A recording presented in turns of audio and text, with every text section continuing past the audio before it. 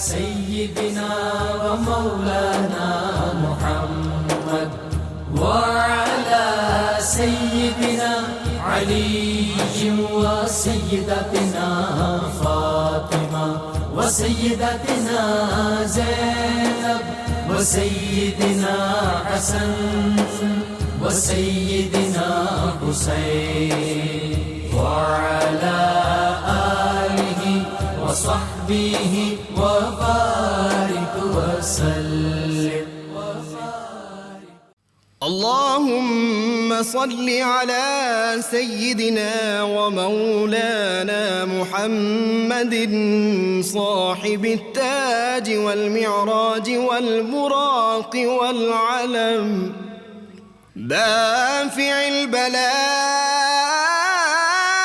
والوباء والقحط والمرض والألم اسمه مكتوب مرفوع مشفوع منقوش في اللوح والقلم سيد العرب والعجم اسمه مقدس معطر مطهر منور في البيت والحرم شمس الضحى بدر الدجى صدر العلا نور الهدى كهف الورى مصباح الظلم جميل الشيم شفيع الأمم صاحب الجود والكرم والله عاصمه وجبريل خادمه والبراك مركبه والمعراج سفره وفوق سدرة المنتهى مقامه وقاب قوسين مطلوبه والمطلوب مقصوده والمقصود موجود سيد المرسلين خاتم النبيين شفيع المذنبين أنيس الغريبين رحمة للعالمين راحة العاشقين مراد المشتاقين شمس العارفين سراج السالكين مصباح المقربين محب الفقراء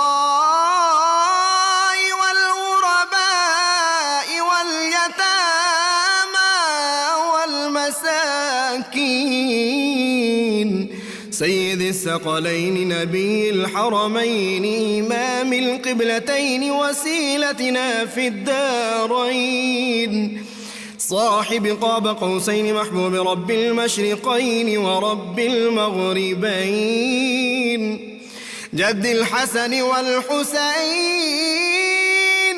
مولانا ومولى الثقلين سيدنا أبي القاسم محمد بن عبد الله نور من نور الله يا أيها المشتاقون بنور جماله بلغ العلا بكماله كشف الدجى بجماله حصنت جميع خصاله صلوا عليه وآله وأصحابه وسلموا تسليما سيدنا علي وسيدتنا فاطمة وسيدتنا زينب बिस्मिल्लाहिर्रहमानिर्रहीम। अस्सलाम वालेकुम नाज़रीन, प्रोग्राम सुबह नूर के साथ आपका मीज़बान नज़ीर अहमद गाज़ी हाजिर है। नाज़रीन किराम, हज़रत अबू अनीस मोहम्मद बरकत अली साहब रहमहुल्लाह की मशहूर तालीफ़ अस्माउन नबी करीम सल्लल्लाहु अलैहि वसल्लम से एक इसमें मुबारक पढ़ने की सआदत हासिल कर रहा हूँ। सैयदना साहिबुल जिहाद सल्लल्लाहु अलैहि वसल्लम, हमारे सरदार जिहाद फरमाने वाले, दुरूद व सलाम भेजे अल्लाह आप सल्लल्लाहु अलैहि वसल्लम, आपकी आले पाक और आपके सहाबा किराम पर। इरशाद बारी ताला है اللہ تعالیٰ تو ان لوگوں کو پسند فرماتا ہے جو اس کی راہ میں صف باندھ کر لڑتے ہیں، گویا وہ سیسا پلائی ہوئی دیوار ہو۔ حضرت ابو ذر غفاری رضی اللہ تعالیٰ عنہ بیان کرتے ہیں کہ میں نے حضور نبی کریم صلی اللہ علیہ وآلہ وسلم کی بارگاہ اقدس میں عرض کیا، یا رسول اللہ صلی اللہ علیہ وسلم کون سا جہاد افضل ہے؟ آپ صلی اللہ علیہ وآلہ وسلم نے ارشاد فرمایا، افضل جہاد یہ ہے کہ تو اپنے نفس اور خواہشات کو اللہ کا مطیع اور فرما بردار بنا لے۔ ناظرین کرام، علامہ اقبال آج کے حالات میں بہت یاد آتے ہیں۔ مسلمانوں پہ جس طرح کا ظلم ہو رہا ہے، جس طرح کشمیر میں مسلمانوں پہ ظلم ہو رہا ہے، برما میں، فلسطین میں، پاکستان کے ارد گرد ہمارے دائیں بائیں جس طرح مسلمانوں پہ ظلم اور زیادتی ہو رہی ہے، وہ دیکھ کے انسان کانپ جاتا ہے، اور پھر وہ اقبال یاد آتا ہے، اور یہ لگتا ہے کہ اسی دور کے لیے بات کہی گئی۔ اس نے کہا تھا، کیا نہیں اور غزنوی کارگاہ حیات میں بیٹھے ہیں کب سے منتظر اہل حرم کے سومنات، آج پھر کسی محمود غزنوی کی ضرورت ہے۔ ناظرین کرام، آج ہم تاریخ اسلام کے اس قابل فخر عظیم فرزند کا ذکر پاک کرنے کی سعادت حاصل کر رہے ہیں جن کے بارے میں کہا کرتا ہوں کہ ان کی تعریف میں ہر زبان رطب اللسان ہے، جن کے بارے میں سارے بزرگ ہمارے سمجھتے تھے کہ وہ ایک مجاہد کبیر ہے، اور دور صحابہ کے بعد تاریخ اسلام نے جن شخصیات پر فخر ہمیشہ کیا ہے ان میں یہ شخصیت آج کے ہمارے ممدوح شامل ہیں۔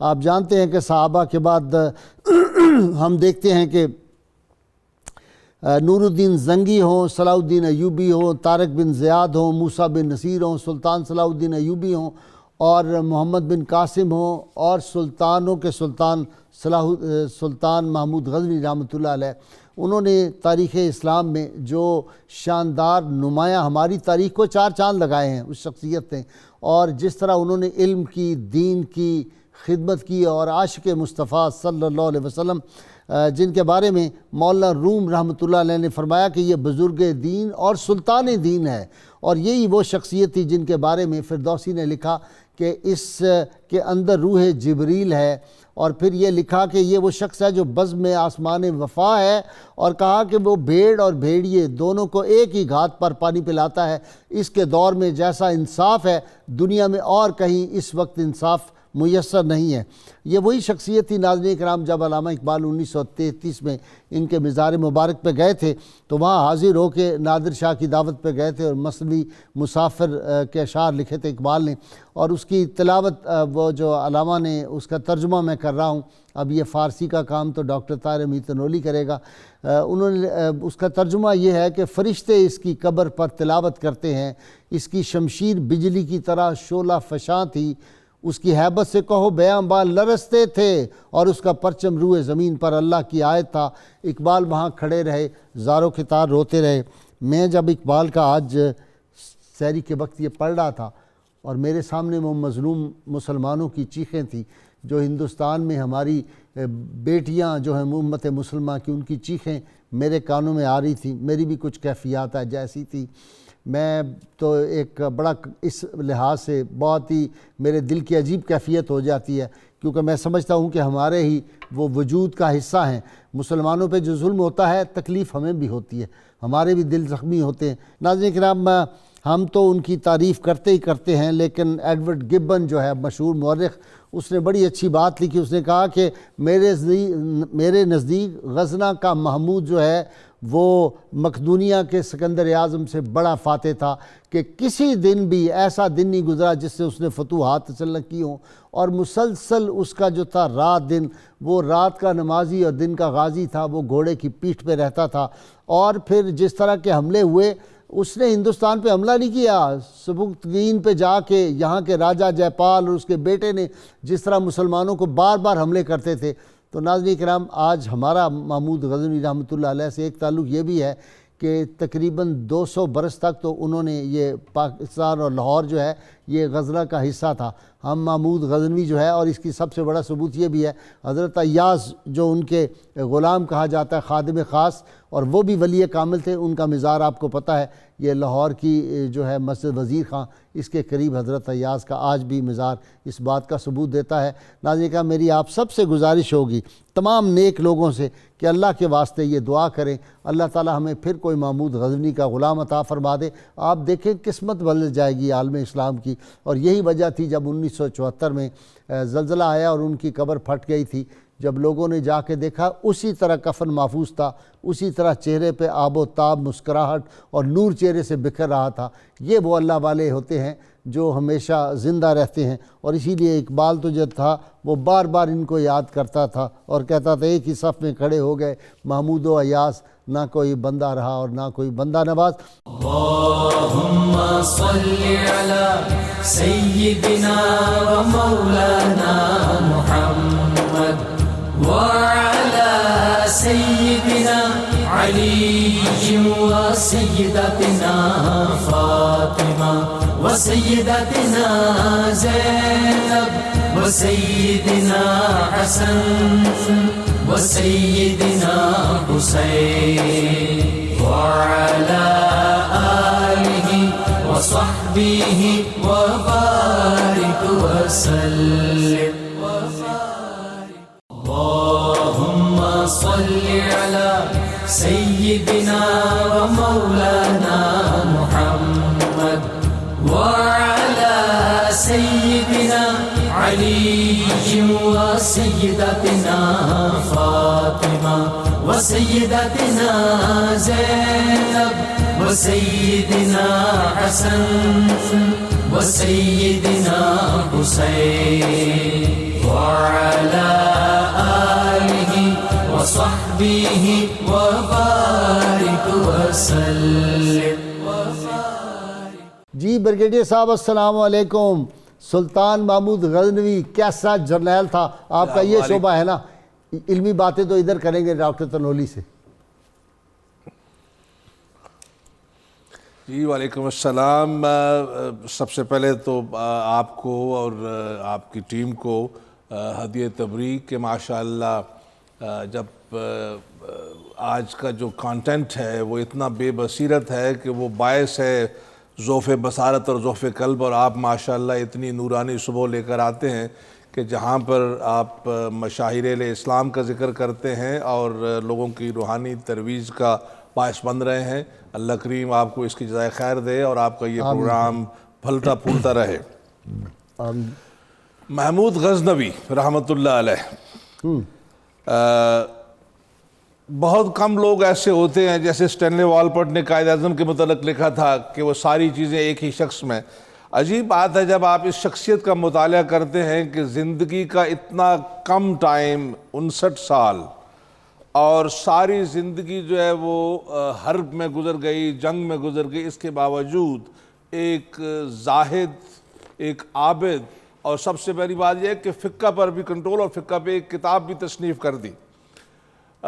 تاریخ یہ بتاتی ہے کہ اپنے والد صاحب کے ساتھ، امیر سبکتگین کے ساتھ 14 سال کی عمر میں 2 مہمات میں حصہ لیا، اور یہ جو راجہ جاپیل کا ذکر کیا اس کی فوجوں سے لڑے. اس کے بعد جب 998 میں اقتدار سنبھالا تو وہاں سے لے کر 1030 تک متواتر جنگیں، اور کوئی سال ایسا نہیں گزرا اس کے باوجود نہ اس علم و ادب کی خدمت میں کوئی فرق آیا، نہ زہد و تقوی میں کوئی فرق آیا، اور نہ ہی جنگی کامیابی میں کوئی فرق آیا. یہ بڑی عجیب بات ہے.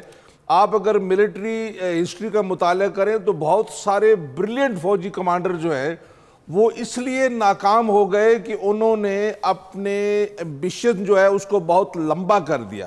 لیکن یہاں دیکھیے کہ ایک ایسا جینیس، ملٹری جینیس، جس نے اپنی جو ملٹری کیمپینز ہیں ان کو 33 ایئرز میں پھیلایا، لیکن لالچ نہیں کیا. وجہ یہ ہے کہ اس ثابت قدمی کے ساتھ سٹیمنا، فوجیں لڑتی ہیں صاحبان حرب اور سامان حرب کے سٹیمنا پہ. پہلا پشاور تک، آپ سینٹرل ایشیا کو جگہوں کا ذکر نہ کریں، اگر صرف ہندوستان تک میں محدود رکھوں، پھر آگے بھیرا، پھر لاہور، پھر ملتان، اور پھر چلتے چلتے چلتے 1026 میں سومنات پہنچنا. وجہ یہ رہی کہ نہ ہی ان کا سولجر بد دل ہوا، نہ ہی مال و زر جو ضرورت ہوتی ہے، فوجیں پیٹ پہ چلتی ہیں، اس کی کمی ہوئی، نہ اس موٹیویشن کی کمی ہوئی جو موٹیویشن لوگوں کو مجبور کرتی ہے، لوگوں کو جنگ میں بھیجتی ہے، اور اپنی جان دینے کا جو گیم فوجی کھیلتا ہے وہ گیم بڑی سمپل ہے، جان دینا اور جان لینا وطن اور مذہب کی راہ میں۔ اور جتنا بھی آپ پڑھتے ہیں حضرت محمود غزنوی رحمۃ اللہ علیہ کے متعلق، تو یہ ساری چیزیں آپ کو بدرجہ اتم اس میں نظر آئیں گی۔ بہت شکریہ بریگیڈیئر صاحب، آپ سے بات میری ہوتی رہے گی۔ میں ذرا ڈاکٹر طاہر امید تنولی سے جو ہے کچھ کر لوں، باتیں پوچھ لوں۔ ڈاکٹر طاہر امید تنولی، نہ وہ حسن میں رہی شوخیاں، نہ وہ عشق میں رہیں گرمیاں، نہ وہ غزنوی میں تڑپ رہی، نہ وہ خم ہے زلف ایاز میں، یہ کدھر چلے گئے یہ کس کافر ادا کا، وہ کیا متاع دین و دانش لٹ گئی اللہ والوں کی، یہ کس کافر ادا کا غمزۂ خوریز ہے ساقی۔ میں تو روتا ہوں یہ جب پڑھتا ہوں۔ جی گائی صاحب، بالکل آپ درست فرما رہے ہیں۔ تاریخ اسلام کی گائی صاحب کچھ شخصیات ایسی ہیں جو ایک ہماری تاریخ کے ایک مخصوص دورانیے کا عنوان ہے اور پہچان ہے، یعنی ان شخصیات کا ذکر کیے بغیر وہ عہد ساز، وہ دورانیہ آپ کو سمجھ نہیں آ سکتا۔ ابھی آپ نے علامہ کے اشعار کا ترجمہ آپ پڑھ رہے تھے، تو جب علامہ تشریف لے گئے افغانستان تو سلطان محمود غزنوی کے مزار پر بھی گئے، اور وہاں پر جو انہوں نے اشعار کہے، آپ جو بھی بات فرما رہے تھے اس کا جواب بھی ان کے اندر ہے۔ اچھا اچھا۔ تو علامہ فرماتے ہیں کہ گنبدے در طوف او چرخ بری، تربت سلطان محمود است این، وہ گنبد جس کا طواف آسمان کرتا ہے، یہ سلطان محمود غزنوی کی تربت ہے۔ اور اس تربت کی عظمت اور اس کا عالم یہ ہے کہ زیر گردوں آیت اللہ رایتش، قدسیاں قرآن سرا بر تربتش، کہ اس کا جو پرچم ہے وہ اللہ کی نشانی ہے آسمان کے نیچے، اور فرشتے وہاں آتے ہیں اور قرآن پڑھتے ہیں۔ اچھا، علامہ کہتے ہیں جب میں حاضری دے کے نکلا تو میں نے دیکھا کہ غزنی کے ویرانوں میں ایک دیوانہ پھر رہا تھا۔ اچھا، میرے دل میں سوال تھا کہ یہ سلطان محمود غزنوی کدھر گئے، وہ دور کدھر گیا، اور ہم اس زوال میں کیوں چلے گئے، وہ روشن صبح کہاں گم ہو گئی، قافلہ حجاز میں ایک حسین بھی نہیں، ایسا کیوں ہوا؟ تو علامہ فرماتے ہیں ایک دیوانہ ہے جو غزنی کے ویرانوں میں پھر رہا ہے اور کچھ گنگنا رہا ہے۔ وہ کیا گنگنا رہا ہے؟ وہ لمبا، میں اسے دو اشعار پڑھتا ہوں۔ علامہ کہتے ہیں وہ دیوانہ یہ کہہ رہا ہے، اقبال تیرے سوال کا جواب یہ ہے، صدق و اخلاص و وفا باقی نماد، قدا بشکست وہ آنسا کی نماد۔ تم لوگوں سے صدق چلا گیا، اخلاص چلا گیا، وفا چلی گئی، نتیجہ یہ نکلا نہ وہ میں رہی، نہ اس میں کا اثر رہا، نہ وہ نتائج اور نہ وہ اثرات رہے۔ تو تم کیا کرو اقبال، اگر تم اس دور کو لوٹانا چاہتے ہو تو تم یہ کرو، اوبا بندے نکرو فرزند و زن۔ تمہارا مسئلہ یہ ہے کہ تم مال و زر کے غلام بن گئے، تم اپنی دنیاوی مفادات کے غلام بن گئے، یہ ہے تمہارا سومنات۔ اس سومنات کو تم توڑو، اگر توانی سومنات این شکن، اگر تمہارے اندر ایمان کی قوت ہے تو اس سومنات کو توڑو۔ تو غازی صاحب یہ ایک میسج ہے جو علامہ سلطان محمود غزنوی کی شخصیت سے ہمیں دیتے ہیں۔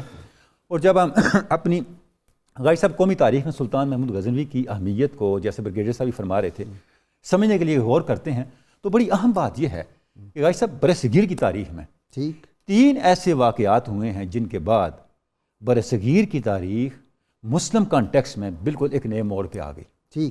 لیٹسٹ جو تھا وہ ٹیپو سلطان کی شہادت ہے، اور اس سے پہلے رانا سانگا کے ساتھ جو ظہیر الدین بابر کا مقابلہ ہے، اور اس سے پہلے سومنات پر سلطان محمود غزنوی کا حملہ ہے۔ یعنی یہ وہ 3 واقعات ہیں جن کے بعد جہاں کی جو تاریخ تھی غازی صاحب، اس کا جو بہاؤ تھا بالکل ایک نئے موڑ کی طرف چلا گیا۔ یعنی سلطان محمود غزنوی وہ پہلی شخصیت ہیں جنہوں نے یہاں پہ عام آدمی کے اوپر جو ہندو متس کا راج تھا اس کو ختم کر دیا، یعنی اس سومنات کو توڑ دیا جس نے آگے چل کے ایک نئے دور کا آغاز کیا، یعنی جس کو آپ حریت فکر کہتے ہیں، جس کو آپ انسانی شعور کی بالیدگی کہتے ہیں، انسانی شعور کی آزادی کہتے ہیں، اور غیر اللہ کی غلامی کے بندھنوں کو ٹوٹنا کہتے ہیں۔ اس کا آغاز غازی صاحب آپ یہ کہہ سکتے ہیں کہ سلطان محمود غزنوی کے اقدامات سے اور سلطان محمود غزنوی کے دور سے اور ان کے کارناموں سے ہوتا ہے۔ یعنی یہ وہ شخصیت ہیں غازی صاحب جو غیر معمولی شان کے حامل فاتح ہیں، بہت بڑے ایڈمنسٹریٹر ہیں، جیسے آپ نے گبن کا حوالہ دیا، بہت بڑے ملٹری جینیس ہیں، اور آپ دیکھیں اس کے ساتھ ساتھ صاحب علم اور علم کا اور حکمت کا اور دانش کا اور تہذیب کی پرورش کرنے والے حکمران ہیں۔ اچھا جی، سیستانی نے لکھا ان کے بارے میں، اس نے کہا کہ یہ اتنا باعمل اور ایک مکمل صوفی تھا کہ جس وقت یہ گیا وہاں پہ حملہ کرنے تو راجے مہاراجے جو تھے وہ اپنے محلات میں داد عیش دے رہے تھے، اور یہ اللہ کے حضور سجدہ ریز تھا، اور پھر جہاں مشکل آتی تھی وہاں ان کا معمول مبارک یہ تھا کہ وہ پہلے استخارہ کرتے، نوافل پڑھتے، اور پھر اللہ تعالیٰ ان کو راستہ دکھاتا، اور پھر وہ پانی کے اندر بھی گھوڑے ڈال دیتے تھے۔ جی کیا بات ہے، بسم اللہ الرحمن الرحیم۔ غازی صاحب قبلہ، یہ ساری بات اس کے پیچھے تھا کیا؟ یہ ان کی راتوں کی عبادت، دن کا جہاد، اس کے پیچھے عشق مصطفیٰ صلی اللہ علیہ وآلہ وسلم کی طاقت تھی، قوت محرکہ اس کے پیچھے، ان کی ساری کوشش و جدوجہد کے پیچھے آقا دو جہاں صلی اللہ علیہ وآلہ وسلم کا عشق تھا۔ حضور کی حدیث سے محبت کرتے تھے، آقا کے حدیث سنتے تھے، تفسیر کرتے تھے۔ علامہ ابن خلکان نے لکھا، آپ کہتے ہیں کان مولعا بالحدیث، آپ علم حدیث کے بہت بڑے دل دادا تھے، وَيَسْمَعُهُ وَيَسْتَفْسِرُهُ، حدیث کو سنتے، اس کی تفسیر فرماتے، اور آپ کے دربار میں آپ کے ساتھ علماء، شعراء، ادباء، بڑی بڑی شخصیات بیٹھی ہوتی اور ذکر مصطفیٰ کریم صلی اللہ علیہ وآلہ وسلم ہوتا رہتا۔ علامہ ابن اثیر نے لکھا کہ علماء و اصحاب کمال کا اس قدردان تھے آپ کہ لوگ دور دراز سے جہاں سے سفر کرتے علماء، انہیں پتہ تھا کہ ہماری قدر، ہمارے علم کی قدر کہاں ہونی ہے، وہ سارے کے سارے آ کے ان کے دربار میں اکٹھے ہوتے۔ اور شیخ محی الدین جواہر مغلیہ میں لکھتے ہیں، امام مسعود کے حوالے سے کہتے ہیں وَلَهُ التَّصَانِيفُ فِي الْفِقْهِ وَالْحَدِيثِ وَالْخُطُبِ وَالرَّسَائِل، کہ آپ کی تصانیف تھیں۔ یہ تو بعد میں جب ان کی سلطنت پر زوال آیا، کو حملے ہوئے، کتابیں ضائع ہو گئیں، ورنہ اتنی تصانیف فقہ میں، حدیث میں، خطب میں، رسائل میں۔ وَلَهُ شِعْرٌ جَيِّد، اور کمال کے شاعر تھے۔ اور فقہ میں آپ کی کتاب التفرید کا حوالہ فتاویٰ تتارخانیہ میں بھی آیا، آپ نے بہت بڑے بڑے فقہاء کے ساتھ گفتگو کی، اور علوم کے باب میں ان کے ساتھ آپ کے مباحثے ہوتے تھے، اور آپ کے دربار میں بیٹھے لوگ علم سمجھتے تھے۔ فرقہ باطنیہ اور کرامتیوں کا خاتمہ آپ کا بہت بڑا کمال ہے۔ اگر یہ اس زمانے میں نہ کر دیتے، وہ ایسے لوگ تھے، انہوں نے اذان میں رسول اللہ صلی اللہ علیہ وآلہ وسلم کے اسم گرامی کے بعد اپنے بادشاہ کے نام اذانوں میں ان کو شامل کر دیا، رسول اللہ کی وحی میں تبدیلی کی کوشش کر دی۔ اگر اس زمانے میں آپ نے یہ قدم نہ اٹھایا ہوتا اور ان کو جڑ سے نہ اکھاڑ دیا ہوتا تو عالم اسلام کی اس ہندوستان میں معلوم نہیں شکل کو مختلف ہوتی۔ اچھا، ایک اس کا جو اور انداز ہے نا، شخصیت کا پہلو، جی کہ امام رضا علیہ السلام کے جو مزار مبارک تھا وہ موتیوں سے اور چاندی سے بنایا تھا۔ کیا کتنا بات، خرچ کیا، یعنی اس سے یہ بھی پتہ چلتا ہے کہ مزارات کا، بزرگان دین کا، عاشق رسول تھے اہل بیت اطہار کا وہ کتنا عاشق رسول تھے۔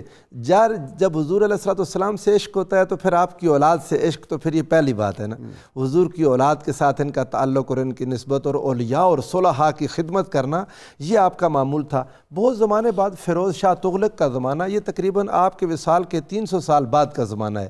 اس زمانے میں 3 صدیوں بعد ضیاء الدین برنی ایک بڑا اچھا عالم مورخ تھا، اس نے ہندوستان کے حکمرانوں کو نصیحت کرنی، جہاں بانی اور جہاں بازی سکھانے کے لیے اس نے ایک لکھا فتاویٰ جہاں داری، کہ حکمران کیسا ہونا چاہیے، حکمران کے اصول، ضوابط اور اس کی خصوصیات کیا ہونی چاہیے۔ اس میں اس نے اس کتاب کو لکھ کے اس کو منسوبی محمود غزنوی رحمۃ اللہ تعالیٰ علیہ کے نام سے کر دیا۔ اور جب بھی کوئی چیپٹر لکھتے، ہر چیپٹر کے آغاز میں محمود غزنوی کے اقوال کو سند کے طور پر لکھتے کہ اگر جہاں داری، جہاں بازی اور امور سلطنت سیکھنے ہیں تو محمود غزنوی سے سیکھ۔ اللہم صلی علی سیدنا و مولانا محمد وعلی سیدنا علی و سیدتنا فاطمہ و سیدتنا زینب و سیدنا حسن و سیدنا حسین وعلی آلہ و صحبہ و بارک وسلم۔ اللہم صلی علی سیدنا و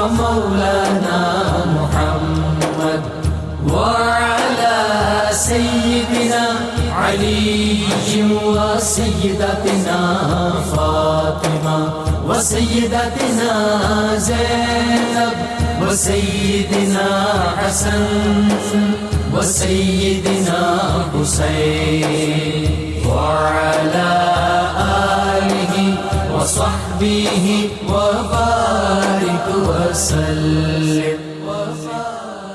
پروفیسر ناصر اپنی گفتگو میں عشق رسول کی بات کر رہے تھے کہ سلطان محمود غزنوی رحمۃ اللہ علیہ بہت بڑے عاشق رسول تھے. وہ ایسا عاشق رسول تھا کہ اپنے خادم کے بیٹے ایاز کے بیٹے کا نام محمد تھا، اور جب وہ وضو میں نہیں ہوتے تھے تو اس کو کبھی محمد کہہ کے نہیں پکارتے تھے، کہتے تھے غلام کے بیٹے ادھر آؤ.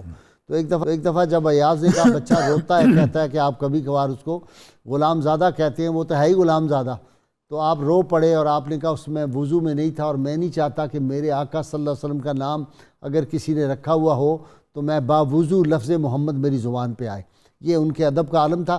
نپولین کے بارے میں کہا جاتا ہے وہ دنیا میں جہاں بھی جاتا تھا وہاں سے معمار جو ہیں ان کو نقش و نگار والے یا آرٹسٹوں کو لے کے آتا تھا. سلطان کا کمال یہ تھا، کہتے ہیں کہ یہ جہاں جاتا تھا وہ اہل دل کو اکٹھا کرتا تھا اور علماء کو لے کے آتا تھا، سائنسدانوں کو لے کے آتا تھا. یہی وجہ ہے کہ اس وقت جو سلطان نے یونیورسٹیاں قائم کی تھی اس میں کہاں کہاں سے لوگ طالب علم آتے تھے اور مفت تعلیم پاتے تھے. ان کو وظیفہ دیتا تھا سلطان. اس لیے عالم اسلام جو تھا اس وقت عروج پہ تھا. کیوں؟ اس کے والد صاحب نے سبکتگین نے جو ہدایت کی اپنے بیٹے کو، انہوں نے کہا بیٹے ایسی عمارت بناؤ، تم نے ایک بہت اعلیٰ عمارت بنائی ہے لیکن تم ایسی عمارت کی مثال ڈالو جس کی کوئی مثال پیدا نہ ہو سکے. وہ کیا ہو عمارت؟ وہ عمارت اہل علم کے دل ہیں. دل کی زمین میں محبت اور احسان کے بیج بوگے تو وہ پھل دیں گے جن کے چکھنے سے تمہیں سعادت کی لذت ملے گی اور تمہارا تاریخ میں نام زندہ رہے گا. آج سلطان کا نام پھر اسی لیے تاریخ میں زندہ ہے. اور آج ہم بیٹھے ہوئے اس ماڈرن جو ٹیکنیکس ہیں اور جو ماڈرن طریقے ہیں ان پہ بھی آپ دیکھیں سلطان کا ذکر پاک آج، اور کس ادب اور احترام سے ہم اس کا نام لے رہے ہیں. جی انہوں نے سوال پوچھا تھا جی کہ ان کے اساتذہ کرام اولیاء کرام کون کون تھے جنہوں نے فیض حاصل کیا، اور پھر درود لکھی کے بارے میں بھی بتائیں. جی ڈاکٹر صاحب، جہاں تک درود لکھی شریف کا تعلق ہے تو انہوں نے ایک بڑا کوسچن یہ کیا تھا کہ اس کی شرعی حیثیت کیا ہے. تو درود لکھی کے کانٹینٹ کو جب آپ دیکھتے ہیں تو کوئی اس میں ایسی بات نہیں ہے جو شریعت کے مخالف ہو. کے معمولات میں رہا ہے جی. یہ آپ صلی اللہ علیہ وسلم کے اوپر درود پاک ہے، ٹھیک. اور ہر وہ ممکن پہلو یا پیرایا یا اسلوب جس میں تعداد کا شمار ہو سکتا ہے اس پیرائے کو اس درود پاک کے اندر انداز محبت کے ساتھ اختیار کیا گیا ہے، اور یہ اولیاء کے معمولات میں بھی رہا ہے. تو لہٰذا اس کو معمول میں رکھنا برکات کا باعث ہے. اولیاء جن سے ابو الحسن خرقانی سے بڑے بڑے اولیاء کے ساتھ انہوں نے فیض رہا. علی اجویر ہیں، سید ابو الخیر ہیں، اور ابو الحسن خرقانی کے ساتھ جو تعلق ہے آپ دیکھیں اس سے سلطان محمود غزنوی کا مزاج سامنے آتا ہے. سلطان محمود غزنوی خرقان گئے تو کسی نے بتایا جی یہاں ابو الحسن خرقانی بہت بڑی ہستی ہیں، آپ ان سے ملاقات کریں. انہوں نے کہا میں نے ان سے نہیں ملنا، اس لیے کہ میں اس نیت سے نہیں آیا. یہ سوء ادب ہے. واپس گئے اور دوبارہ نیت کر کے آئے. جب نیت کر کے آیا تو پیغام بھیجا تو کہ میں ملنے کے لیے آیا ہوں، تو انہوں نے انکار کر دیا. تو انہوں نے کہا جی میں اولو الامر میں سے ہوں اور اولو الامر کا حکم ماننا چاہیے. تو حضرت ابو الحسن خرقانی نے فرمایا کہ میں ابھی اطاعت الہی اور اطاعت رسول میں مگن ہوں، ابھی اولو الامر کا مرحلہ نہیں آیا. پھر سلطان خود حاضر ہوئے اور آپ کی بارگاہ میں آپ سے برکات لیں، اور آپ نے ان کو نصیحت کی کہ تم ان امور کا خیال رکھنا، تقوی اختیار کرنا، نماز باجماعت پڑھنا، سخاوت اختیار کرنا، اور مخلوق خدا پر شفقت کرنا. قومی خزانے کو قومی خزانہ سمجھنا، ذاتی نہ سمجھنا. ذاتی نہ، یعنی کہ ان نے امور مملکت بھی سکھائے اور حقوق اللہ اور حقوق العباد کی تعلیم بھی دی. اچھا، اس کے بعد جب سلطان نے کچھ ہدیہ پیش کرنا چاہا تو آپ نے کھانا منگوایا جو کہ روٹی اور پیش کی، اور سلطان نہیں کھا سکا. فرمایا اس طرح میں تمہارا ہدیہ نہیں قبول کر سکتا. وہ خشک روٹی کا ٹکڑا تھا، کھانا کہاں تھا؟ خشک روٹی انہوں نے اپنے جبے سے نکالی، خود کھائی، اس کو دی، اس کے الگ میں پھنس گئی. اب جب آنے لگا تو اب ابو الحسن خرقانی نے کھڑے ہو کے ان کو رخصت کیا. سلطان نے پوچھا حضرت یہ کیا؟ جب میں آیا تو آپ ملنے کے روادار نہیں تھے، اب میں جانے لگا ہوں تو آپ کھڑے ہو گئے مجھے رخصت کر رہے ہیں. فرمایا اب تم آئے تو تمہارے اندر نخوت حکمرانی تھی، اب تم ایک درویش کی بارگاہ سے خاکساری کی دولت لے کے جا رہے ہو. واہ واہ واہ. تو آپ نے خرقہ بھی عطا کیا. تو یہ جو پورے کا پورا جو ایک منظرنامہ ہے ملاقات کا، اس کو اگر آپ دیکھیں تو یہ آپ کو بتاتا ہے کہ سلطان محمود غزنوی کا کردار کیا تھا، ان کی اپروچ کیا تھی، اور معاصر اہل علم سے، صوفیاء سے اور اہل دل سے ان کے تعلق کی نوعیت کیا تھی. تو جہاں گئے انہوں نے اہل علم کو اکٹھا کیا. بھائی البیرونی کے یہ سائنسی ایجادات اور یہ جو شاہنامہ فردوسی کے اتنے ان کے تذکرے ہیں کہنے پہ لکھا یہ گیا، کس نے ہیں، اس کس نے کا یہ- کیا؟ وہ اس دور میں جو علم اور معرفت کے دریا، میں نے تو وہ ساری جگہ دیکھی ہیں جا کے، جہاں جہاں انہوں نے یونیورسٹیاں قائم کی تھی اور کس طرح وہ یونیورسٹیز، لائبریریز، ہاسپٹلز، اتنے مراکز، یعنی حقیقی معنوں میں ایک تہذیب کا مرکز بنا دیا اور انہوں نے۔ تعلیم مفت. جی وہ اساتذہ کا پوچھ رہے تھے، درسی علوم آغاز میں اپنے قاضی ابو نصر سے تعلیم حاصل کی، پھر اپنے والد گرامی ان کو جہاں بازی، جہانگیری اور شمشیر زنی اور یہ سکھاتے رہے، لیکن اپنے وقت کے جتنے علماء مشائخ سے فیض لیتے بیٹھتے ان سے پڑھتے رہے. لیکن یہاں ہندوستان کے اندر موجود ان علماء کے تذکرے اس طرح موجود نہیں جیسے ہمیں علماء عرب کا ذکر مل جاتا ہے. تاریخ اس لحاظ سے محفوظ نہیں رہی. بعض لوگوں کو گلہ ہے ہمارے محمود غزنوی رحمۃ اللہ تعالیٰ علیہ پر کہ آپ نے اتنے حملے کیوں کیے ہندوستان پر، یہاں کے مندروں کو تباہ کیا، یہاں یہ کیا وہ کیا.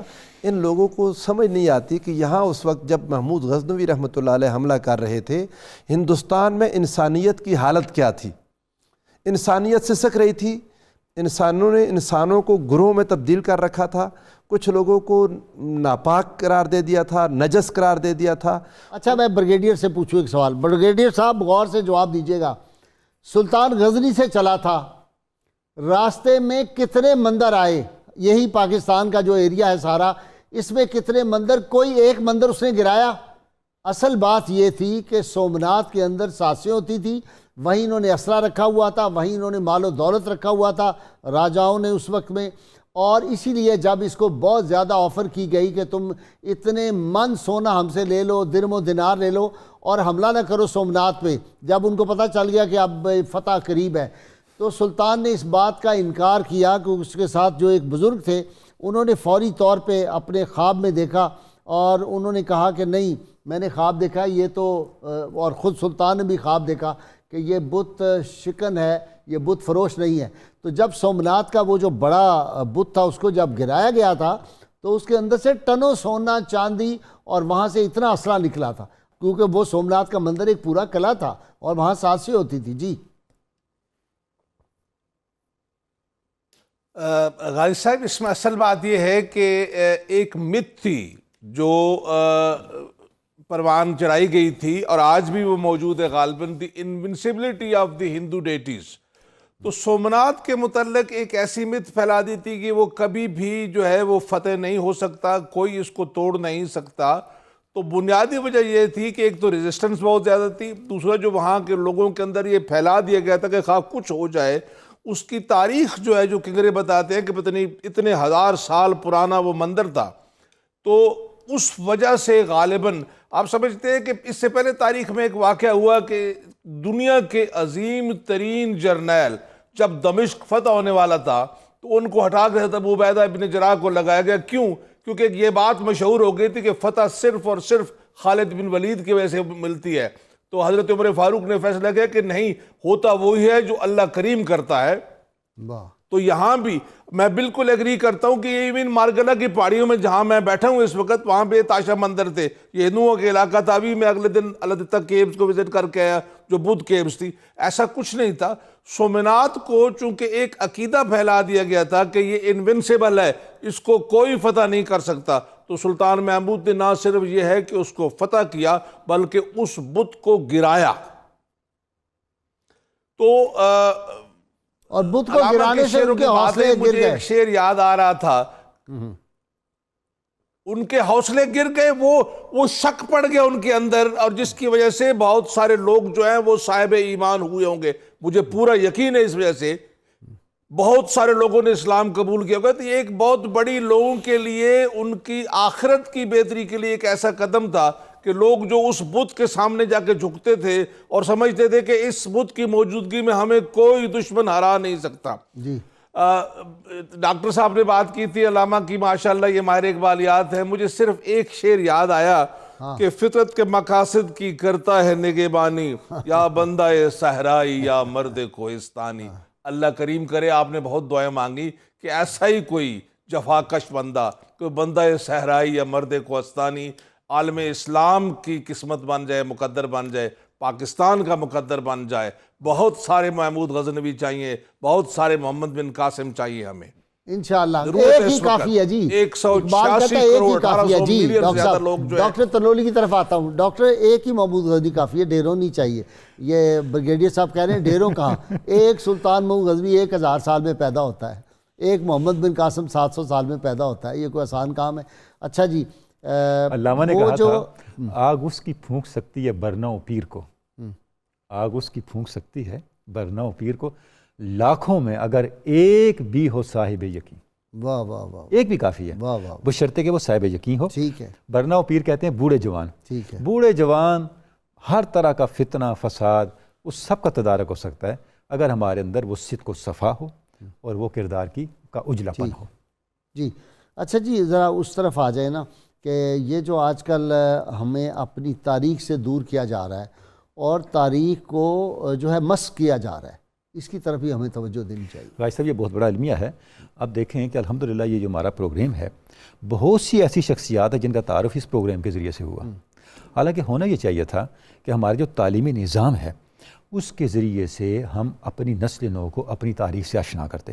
بھائی صاحب کسی قوم کو شکست دینے کا اس سے مؤثر طریقہ کوئی نہیں ہو سکتا کہ آپ اس سے اس کا حافظہ چھین لیں، واہ واہ، اس کا ماضی چھین اس کو ماضی سے منقطع کر دیں، منقطع کر دیں، اس کا کوئی پس منظر نہ ہو۔ ٹھیک ہے، جس قوم کا پس منظر نہیں ہے جس درخت کی جڑیں نیچے سے کاٹ دی جائیں اس کا کوئی وہ پھل نہیں، تھوڑی دیر ہی سرسبز رہے اس گا، کے اوپر کوئی وغیرہ پھل نہیں گرے گا۔ لگتا۔ جس کا پس منظر نہ ہو اس کا پیش منظر نہیں ہوتا، جس کا ماضی نہیں اس کا مستقبل نہیں۔ ٹھیک ہے، یہ اس وقت استعمار کی سازش ہے، اور غازی صاحب آپ دیکھیں یہ چھوٹی سازش نہیں اور وہ ہے، کامیاب ہے۔ اس لیے کامیاب ہے کہ ہم سوئے ہوئے ہیں۔ اور غازی صاحب یہ چھوٹی سازش نہیں ہے، ایڈورڈ سعید بہت بڑا نام ہے، اور جس نے استشراق پہ لکھا اور بہت کمال لکھا، اس طرح اورینٹلزم کیا ہے؟ ایک جملے میں اورینٹلزم کا تعارف یہ ہے کہ مغرب نے بہت سوچ سمجھ کے یہ منصوبہ تیار کیا کہ مشرقی اقوام کو یہ باور کروا دو وہ کہتر ہیں، کمتر ہیں، اجڑ ہیں، گنوار ہیں، اور معیار صرف ہم ہیں۔ اچھا اب دیکھیں یہ چیز ہوتی چلی گئی۔ مجھے غازی صاحب افسوس ہوتا ہے جب میں اپنے بچوں کو دیکھتا ہوں کہ وہ چوتھی پانچویں چھٹی میں کہانیاں پڑھ رہے ہوتے ہیں اور ان کرداروں کی حامل پڑھ رہے ہوتے ہیں جن کا ہمارے کلچر کے ساتھ کوئی تعلق نہیں ہے، ہماری سوسائٹی سے کوئی تعلق نہیں ہے۔ ہم اپنے بچوں کی پرورش، ان کی صلاحیتوں کو اپنے دشمنوں کی استحکام پر صرف کرتے ہوئے کر رہے ہیں۔ کیا ہم اس کا ادراک ہے؟ غازی صاحب مثنوی رومی میں ایک ایک چیز ایسی ہے جو دنیا کی حکمت پہ غالب ہے۔ کیا کوئی بات ہم نے اس میں سے کوئی حقائق اپنے بچوں کو یاد کروائی ہے؟ مولانا روم کا نام ہی نہیں پتا، پتہ ہی نہیں ہے۔ میں مغرب سب کچھ پڑھنے کے بعد رومی کی طرف آ رہا ہے، ہمارا سرمایہ تھا، ہم اس سے غافل ہو میں گئے۔ بخار اور سمرقند کی یونیورسٹیوں میں گیا ہوں، طلباء سے پوچھا حضرت بہاؤالدین شاہ نقشبند، ان کا ہمیں تو پتہ ہی نہیں، کہا ابوالحسن خرقانی، ان کا ہمیں تو پتہ ہی نہیں۔ کتنا بڑا علمیہ ہے۔ تو اچھا دوسرا پہلو غازی صاحب یہ ہے، جب آپ تھوڑے سے اگلے سطح پہ اگلے لیول پہ جاتے ہیں تو پھر یہ ہمارے بڑے لوگ ہیں، ہمارے صوفیاء، ہمارے وہ مثالی حکمران جنہوں نے اس زمانے میں، غازی صاحب آپ نے ایک جو مثال دی، دیکھیں جب سومنات کی فتح کے لیے سلطان گئے تو دو باتیں ہمیں پیش نظر رکھنی چاہیے۔ ایک تو یہ کہ انہوں نے وہ راستہ چنا جس کے راستے میں آبادیاں بڑی کم آتی تھیں، ٹھیک، اس کے باوجود بھی کسی مندر کو، کسی راستے کے معاملے کو انہوں نے کسی قلعے تک کو نہیں چھڑا۔ یہ سارے مندر ابھی تک قائم ہیں، آج تک بھی قائم ہیں اس دور کے۔ کیا اس زمانے میں یہ پاسبل تھا؟ کیا راجہ جے پال یہ کرتا تھا؟ آپ دیکھیں وہ تو آپس میں نہیں ایک دوسرے کو معاف کرتے تھے، دوسرے مذہب کو تو تصور ہی نہیں کیا جا سکتا۔ اور اسی کا تسلسل ہے آج جو مودی کر رہا ہے ہندوستان میں جو رہا ہے۔ کیا مسلمانوں نے کبھی تاریخ میں ایسے کیا؟ غازی صاحب یہی بات قائد اعظم نے فرمائی تھی کہ اگر پاکستان نہ بنا تو اسپین کی طرح ہندوستان کی سرزمین سے اسلام کا نام مٹا دیا جائے گا، اور شروع ہو گیا کام، وہی کچھ ہو رہا ہے۔ وہی کچھ۔ تو غازی صاحب اچھا اس سے بڑا علمی آپ دیکھیں کہ دنیا کا کوئی میڈیا اسے کوریج نہیں دے رہا، نہیں، اسے سامنے نہیں لا رہا۔ یہ فرق ہے مسلم شعور کا اور غیر مسلم شعور کا۔ ہمیں اگر واقعی کوئی ہمارے دل میں اپنے مستقبل کی، اپنی نسل نو کی کوئی فکر ہے تو پہلی بات تو یہ کہ ہمیں اپنی تاریخ کو محفوظ رکھنا چاہیے، اپنی تاریخ کو اپنی نسل نو کو منتقل کرنا چاہیے، انہیں اپنے ہیروز سے، اپنی تعلیمات سے، اپنی اقدار سے آشنا کرنا چاہیے، ان کی ان جو ابتدا اور زندگی کے ابتدائی مرحلے کی توانائیاں اور صلاحیتیں ہیں انہیں اپنی بنیادوں کی آبیاری پہ صرف کرنا چاہیے، نہ کہ اپنے دشمنوں کو مضبوط کرنے کے لیے صرف کرنا چاہیے۔ یہ جب تک ہم اپنے تعلیمی نظام کو اس طرف ڈائیورٹ نہیں کرتے، اس کے اندر یہ نقائص اس کے دور نہیں کرتے، اس وقت تک ہم اس بات کی کوئی امید نہیں قائم کر سکتے کہ ہمارا حال سدھرے گا یا ہمارا مستقبل محفوظ ہوگا. اللهم صل على سيدنا ومولانا محمد وعلى سيدنا علي وسيدتنا فاطمة وسيدتنا زينب وسيدنا حسن وسيدنا حسين وعلى آله وصحبه وبارك وسلم.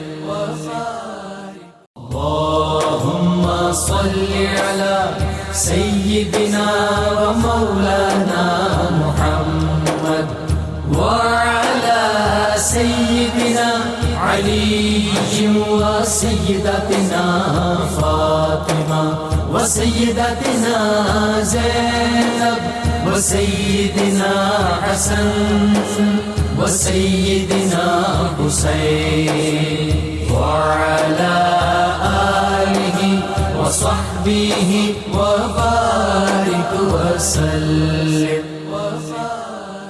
کی محمد سے وفا تو نے تو ہم تیرے ہیں، یہ جہاں چیز ہے کیا لوح و قلم تیرے. یہ ملے ہیں لوح و قلم. T.W. آرنلڈ نے لکھا کہ کسی کو زبردستی مسلمان نہیں کیا، کسی شخص پر دین کے معاملے میں لا اکراہ فی الدین، اس پر کاربند رہے، عالم تھے، جانتے تھے. خود غزنی میں انہوں نے مندر ہندوؤں کو بنا کے دیے، ان کو عبادت کی اجازت دی. آپ کا معاملہ یہ تھا کہ آپ نے ہندوستان کی اگر تاریخ پڑھیں اس وقت کا زمانہ، تو ڈاکٹر تارا چند کی جو ہندوستان کا تہذیب و تمدن اگر اس کو پڑھ لیں تو وہ کہتے ہیں جی کہ جتنا تہذیب و تمدن غزنی سے اسلام وسطی ایشیا سے ہندوستان کی طرف منتقل ہوا، ہندوستان اس پر ان کا احسان مند ہے.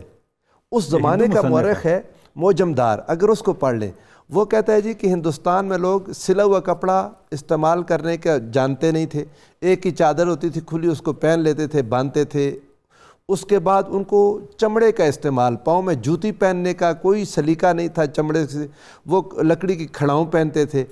پیاز کا استعمال، لہسن ادرک کا استعمال یہ نہیں جانتے تھے. یعنی یہ ساری چیزیں غزنی سے محمود غزنوی رحمۃ اللہ تعالیٰ علیہ کے ساتھ، یعنی ہماری تہذیب، ہماری ثقافت، ہمارا تمدن، ہمارا دین اور ہمارے اندر جتنی یہ حضور سرورت عالم صلی اللہ علیہ وآلہ وسلم کے دین کی خوبیاں داخل ہوئیں، اس میں سارا کا سارا عمل دخل محمود غزنوی کے ان 17 حملوں کا ہے جو آپ نے بار بار پلٹ کر اس ہندوستان پر کیا. اور حضور نبی کریم صلی اللہ علیہ وآلہ وسلم کے دین کا پیغام اور انسانیت کا عالمگیر پیغام لانا تھا. اگر یہاں انسان امن سکھ سکون سے بیٹھے ہوتے تو کیا مجبوری تھی؟ یہاں انسانوں کو انسانوں کا غلام بنا دیا گیا تھا اور ان کی زندگیوں کو اجیرن کر دیا گیا تھا. لوگ تو یہی سمجھتے ہیں کہ انہوں نے 4 حصے کیے تھے انسانوں کو، برہمن سے شروع ہو کے شودراز تک، اس سے نیچے بھی لوگ تھے. انصاف کا جو دورہ تھا، آپ دیکھیں کہ خود اپنے بھانجے کو جا کے انہوں نے سزا دے دی، اپنے بیٹے کو اپنے بیٹے کو پابند کر دیا.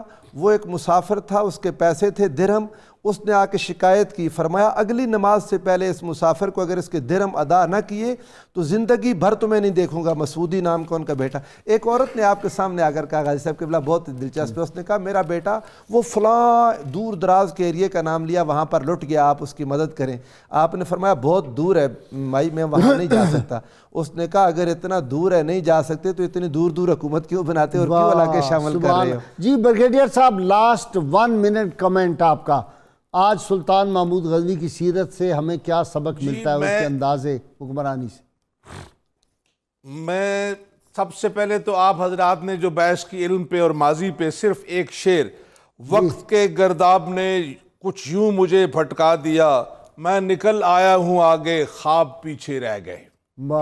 قائد اعظم رحمۃ اللہ علیہ کا آپ نے ذکر کیا تو انہوں نے ایک اور بات فرمائی تھی کہ وہ مسلمان جو پاکستان کی مخالفت کر رہے ہیں ان کے آنے والے ماہ و سال اور صدیاں گزر جائیں گی اپنی پہچان کے لیے تلاش کرتے ہوئے. آج وہی حشر ہو رہا ہے ہندوستان کے اندر. جہاں تک محمود غزنوی کی بات ہے رحمۃ اللہ علیہ، تو وہ ایک دور اندیش حکمران تھے، وہ ایک انتہائی عابد و زاہد مسلمان تھے، اور سب سے بڑی بات یہ کہ وہ ایک ملٹری جینیس تھے. آپ نے خود کہا کہ سکندر سے بڑے فاتح تھے، اور ساری زندگی حج بہت میں شکریہ گزارتے ہوئے بریگیڈیئر صاحب، آپ اپنے کا بہت شکریہ، اور یہاں کے بھی دونوں مہمانوں کا شکریہ۔ ناظرین کرام، کتاب الشفا سے جی نسخے کا وقت ہوا۔ یہ دھند اور موسمی اثرات سے حفاظت کا نسخہ ہے جی۔ دھند اور موسمی اثرات، یہ جو فوگ راستے میں ہوتی ہے، سے بچنے کے لیے سورہ علم نشرہ اول و آخر درود پاک کے ساتھ 11 بار پڑھیں انشاءاللہ تعالی، اور کلمہ شریف کا ورد کریں تو یہ دھند جو ہے ہٹ جائے گی اور راستہ کلیئر ہو جائے گا۔ سیدنا علی مرتضیٰ شیر خدا ارشاد فرماتے ہیں، اپنے دن کا آغاز صدقہ دینے سے کرو، جس دن کا آغاز صدقہ دینے سے کرو گے اس دن آپ کی کوئی دعا رد نہیں ہوگی۔ اللہم صلی علی سیدنا و مولانا محمد وعلی سیدنا علی و سیدتنا فاطمہ و سیدتنا زینب و سیدنا حسن و سیدنا حسین وعلى آله وصحبه وبارك وسلم۔